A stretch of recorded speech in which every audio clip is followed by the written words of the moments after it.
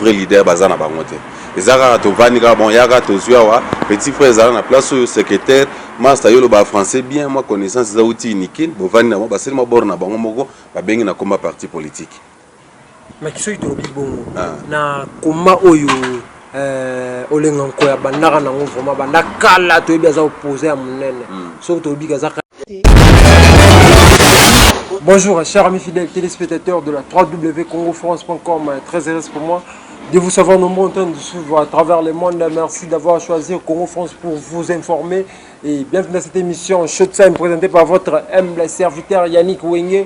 Motona Kibonzambe, Bakisara Nzambe na bango et ça leur bien vraiment quoi. Alors cette émission, c'est votre émission, une émission de divertissement, l'émission qui vous permet à découvrir des artistes musiciens, des artistes comédiens. Tout comme on s'appelle vraiment tout comme on merci beaucoup dans les boss José Didi Dipumba, la confiance de Yannick Wenge, toujours Babi Kindogi Abassi d'Afrique, c'est Koti Maramo vraiment roi. Alors Lelo, nana c'est vraiment un bapon à Bino, confrère, grand frère Azara Mokao, Azar confrère Nanga.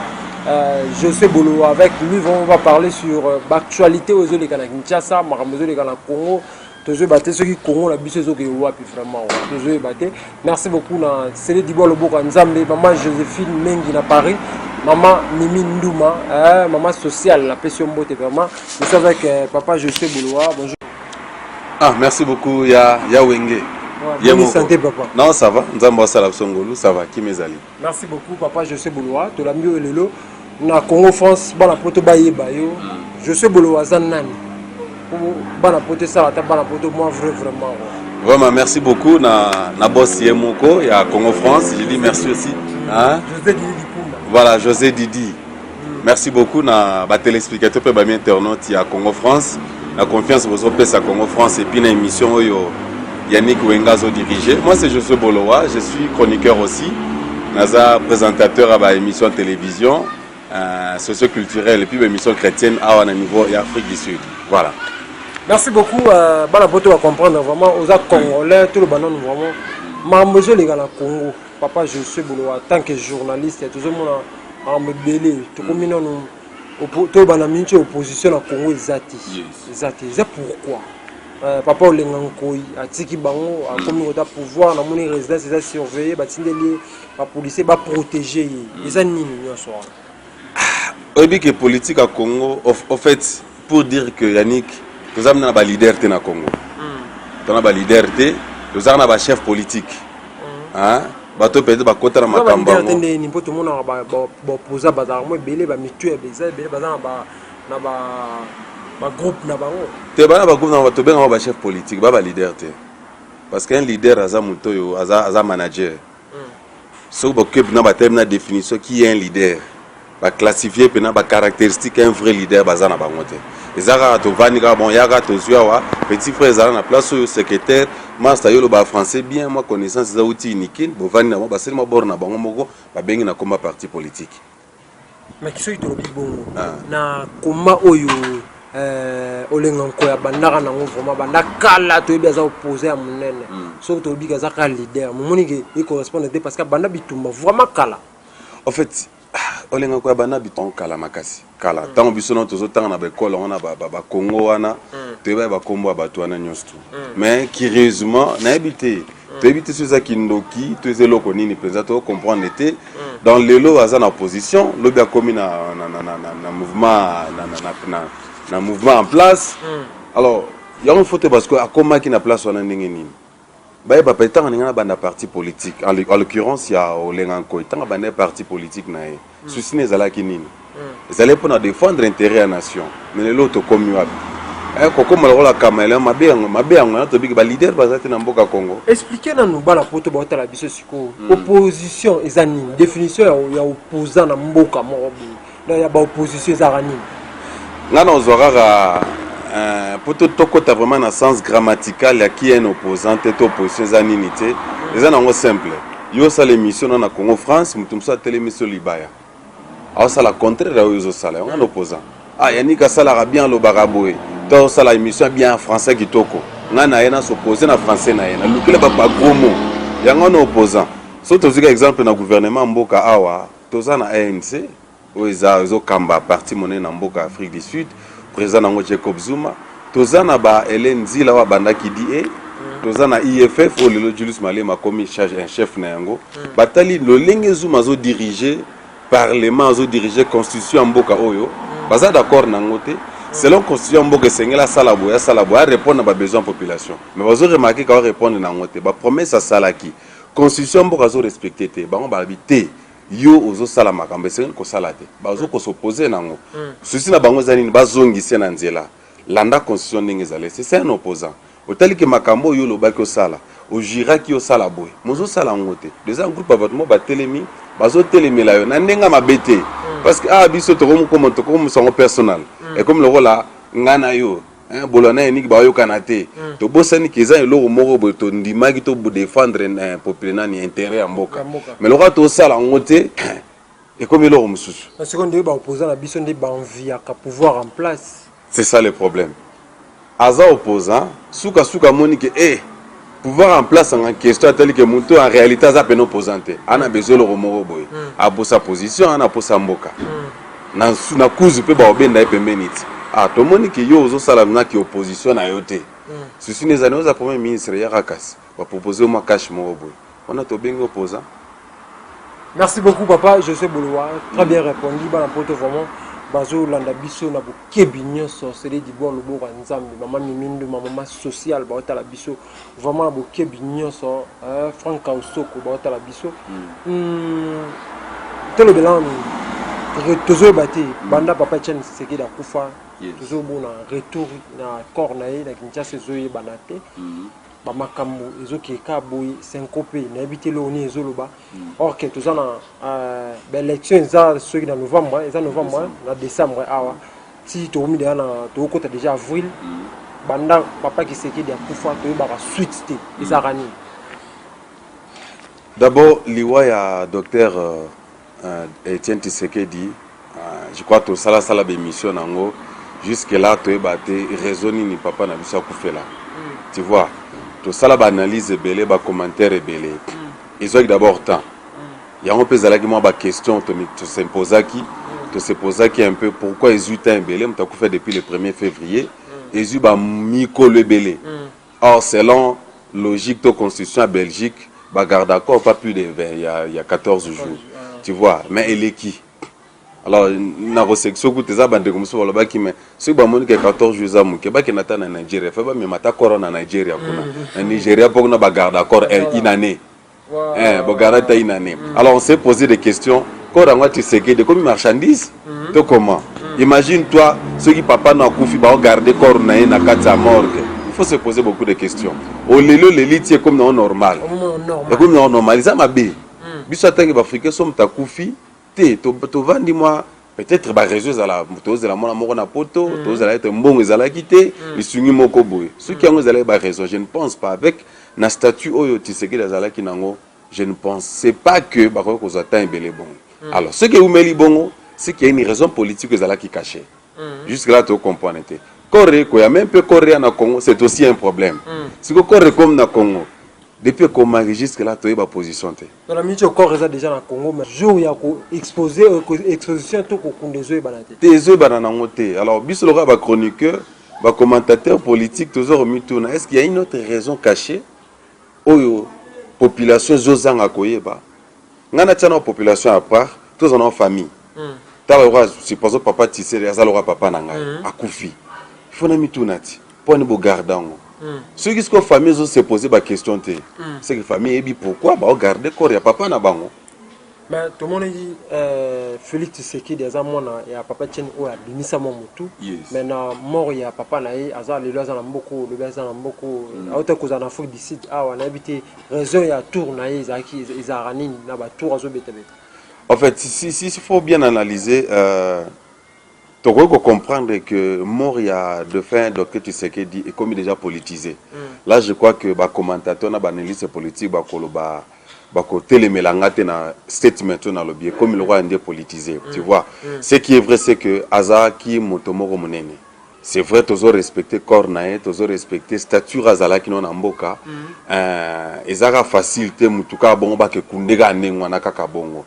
Parce que Azali ki moko yo lelo soki Tshisekedi lelo soki kimyango kotama muke pour menace ngo za makasi na niveau le 20 décembre même le 31 janvier menace ezalaki makasi pression ezalaki makasi même na côté parti pour pouvoir en place même côté opposant pression ezalaki makasi population pe azalaki kana ba ozage comme on dit en français banda kozela eloni ko salama mais présence il y a Tshisekedi et temporiser quand même attention même lelo même 5 ans perdu pouvoir il y a comme ma médiation à Katia Mboka à cause il y a personne il y a Tshisekedi mais le rôle a Koufi toujours mituna après Tshisekedi qu'est-ce qui va arriver vous comprenez maintenant son fils Félix Tshisekedi bon je crois parti IDPS Bandimi a dirigé et puis a représenté Bandimi a représenté IDPS na niveau il y a rassemblement a commis ko tambola jusque là Yannick Nangai ils ont des questions toujours ça la même émission ya bibiso boye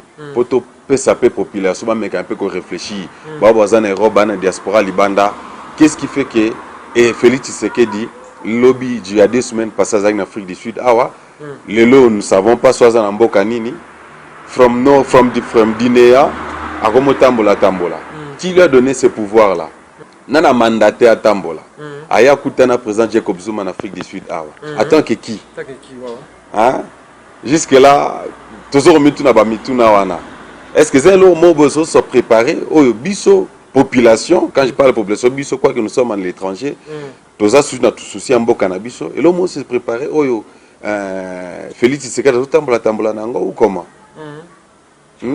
toujours mituna est-ce que c'est un voyage diplomatique est-ce un voyage familial azoluka ba relation mon côté ou comment bande ko IDPS to sing na bo répondre biso vous avez vraiment bienvenue na ba plateau na biso na émission na biso news tout pour répondre biso la msibino boyebi parce que politique ils en a buzoba vraiment makasi buzoba penza. Merci beaucoup Batunyo sur IDPS Boki papa je suis Bolowa Autoloba pardon Félix Tshisekedi a été kozala Autoza na Zuma aza partout bon posant nyoso to ba invité sur la émission bazolo bakara bazo yebate ba déplacement na eza dit à quoi bazo comprendre vraiment te papa na habité siko na minute na tout ça non attends foutité que je bon kunda yo pour bien témoin l'autre c'est jusque là na ba recherche toujours ça là et puis toi toujours nos yeux sont vraiment ouverts ya koyeba et puis nos oreilles pesa nango ouverts pour na koluka koyeba en fait jusque là parce que toza bato yo toyeba peut-être information avant même population mais ka koyeba tu poses toujours ba question pour ba mec un peu ko répondre biso quoi mais jusque là tozuna même à ta fuite même à ta bruit moka mukete que tel jour bako ça l'enterrement à monsieur le défunt docteur Etienne Tshisekedi. Ouais, merci beaucoup papa, je suis Boulois. Tout le BMP par rapport à Makamozo de Kanakasai, Batu Bazo Koufa.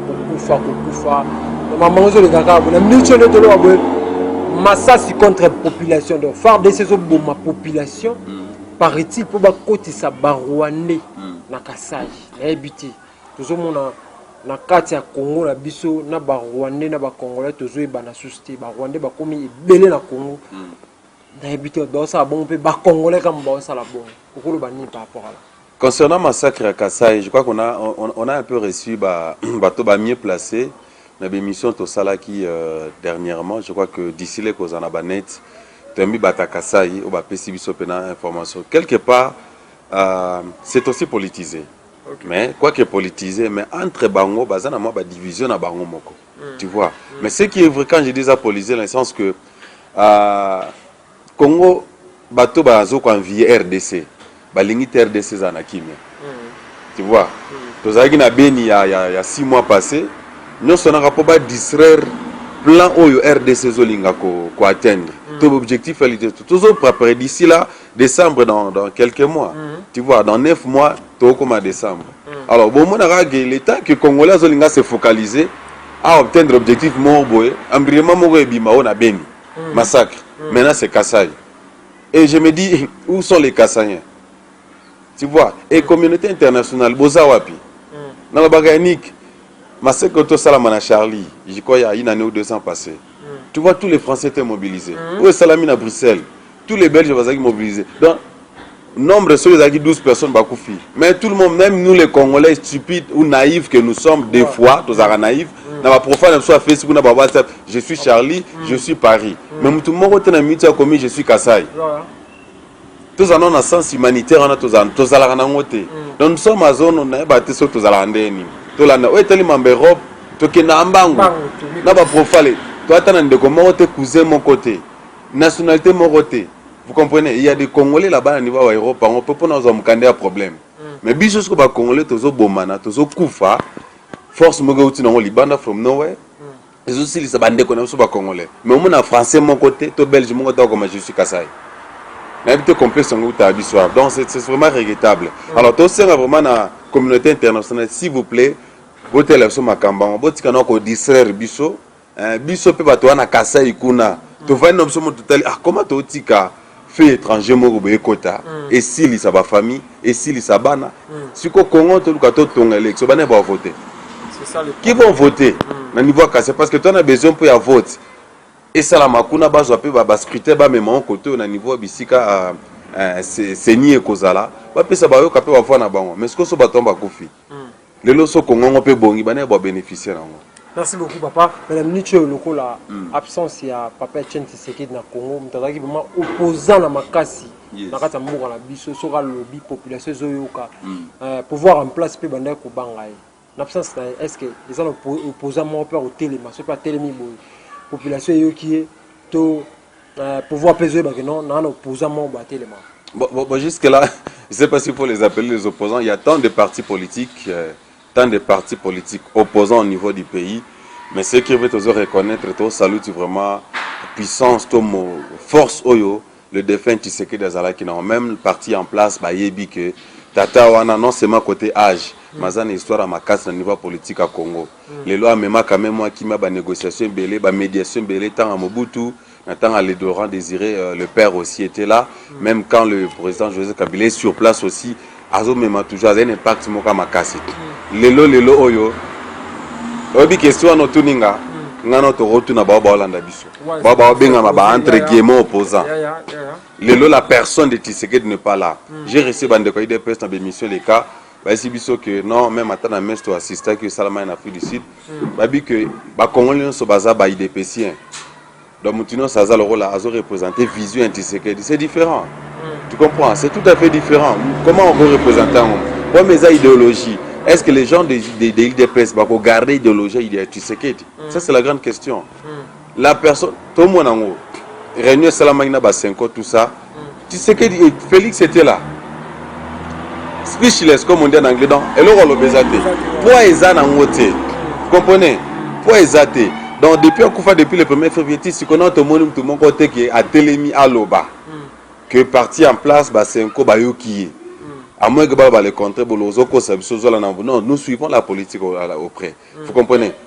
La personne a télémi que, non, jusque là, donc la grande question toujours se poser, négociation sur négociation, négociation à le 31 janvier. Jusque là, non, toujours résultat malongate. Yongomoni politique dans le Congo, c'est comme si, il est au moins merci beaucoup. Nous avons mis la minute, nous avons mis pour comprendre que parlons à présent de l'affaire, l'arrestation, il y a né mon enseignant, il a habité à Outi, alors qui sera liberté provisoire, il a habité sur les solo, il a habité mon enseignant, il était journaliste, il était congolais, au moins il y a un dengue ni nanenge banda qui ne se peut souki n'a pas beaucoup d'informations. En fait, Yannick Nangaï, pour moi, Congolais dans le bara. Ceux qui population comme ils réfléchissent, donc, et là, il faut se créer caca. Nous ne voulons pas jeter la pierre à qui que ce soit. Et là, il se jeter caca pour nous rembrier. Maintenant, c'est meilleur Bima from nowhere attaque Salam na niveau Binzakuna pour nous distraire la population. Katoto Aekoya, Katebe Katoto Abimi après 10 ans d'absence il y a pays Aeko Bima, il peut que Mbwengi na niveau Congo. Donc quand je parle Mbwengi a une position, alors qu'il a pouvoir na quoi qu'il a beaucoup d'argent. Je crois que Mbongo Katebe Katoto azanango na évité sur bien divas à premier ministre. Ba sur salaire à Nekoka. Au contraire, qu'on fout même pas ministre na Mboka Congo. Katebe Katoto grand prêtre. Mais Après 10 ans d'absence à pays, tiens, c'est que Koufi, il vient d'apparaître. Cherchez quoi? Qu'est-ce qu'il veut? Vous comprenez? Avec Mbongaza, je crois qu'on financer même l'élection au Congo. Et Salami Nango, Anne Clédé. Qu'est-ce que c'est le donc, Mamba Mwananse, mi promets que Congo, quand le Congolais veut se focaliser, tout ça, il mourra bien. Il mourra bien. Alors nous ne voulons pas nous distraire. Azanani, Salakini, Nabimanini, les arabes à distraction.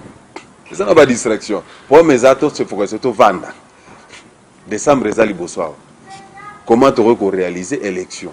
De façon que Mboka Congo, ils en ont kimia. Merci beaucoup, papa. Je suis Boulois. Nous attendons vers la fin de cette émission. On a invité un message des années pour la Congo.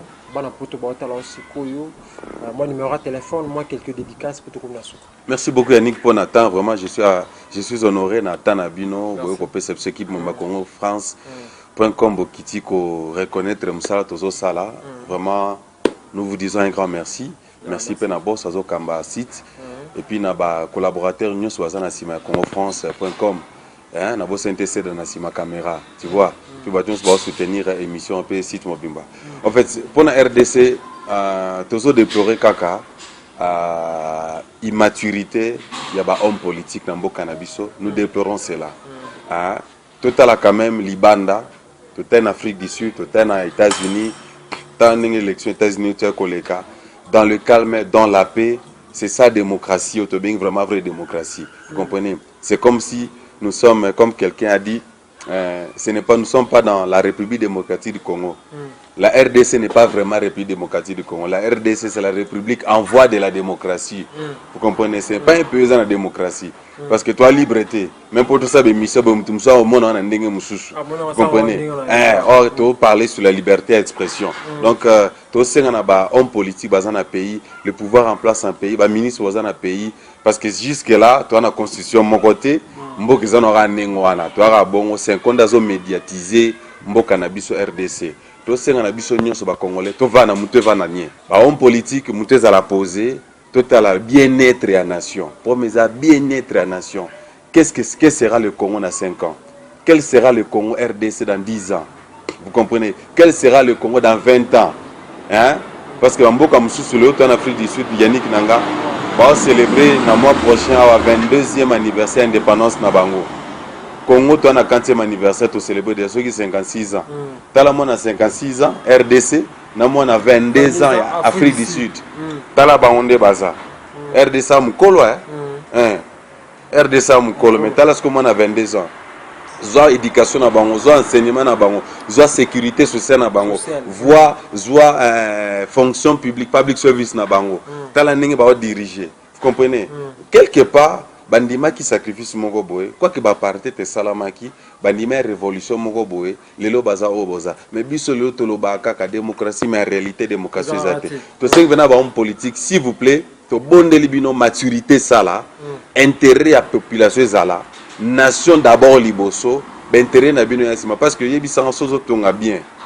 Au moins la population ça marche té. Éducation ça n'ont posé, transport les a posé, bandele ça n'ont bongo. Au moins la population té. Batao baza développé entre guillemets, ba Afrique bamboko za développé. Yo kasi ba poser na baliaka té. Baliaka na bango. N'est-ce pas ministre na baliaka na bango donc coopération pe salamaka. Mais batela ravana lia na bongsa na moi quelques mètres en zela, na bongsa liboso, na bongsa quartier, na bongsa commune. Maintenant, il y a un budget sur $1 million. Dans le ministre de la Finance, il y a un budget 1,5 million.